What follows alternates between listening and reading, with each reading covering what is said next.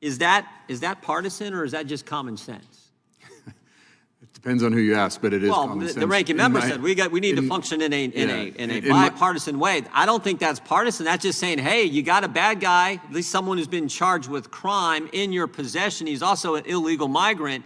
Can you give us a 48 hours heads up before you release him to the streets? Sure.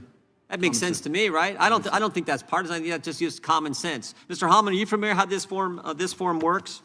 This detainer process is supposed to work?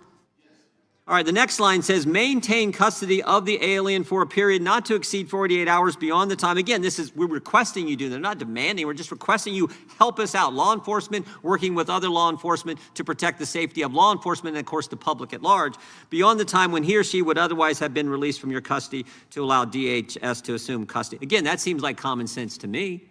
But sanctuary policies prevent these two requests from taking place. Is that right? If you're a sanctuary state, sanctuary city, you don't comply with these. You may give them we're going to give you a 10-minute notice.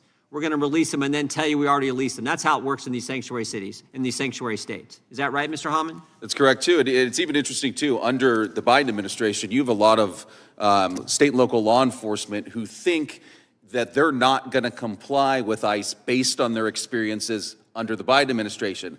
ICE this guy was released this year, February 28, 25. He was released. Look at what the sheriff's department put here. This is a ICE notification. They put the stamp on there, being released to the streets. Now, this guy had been in custody for 345 days.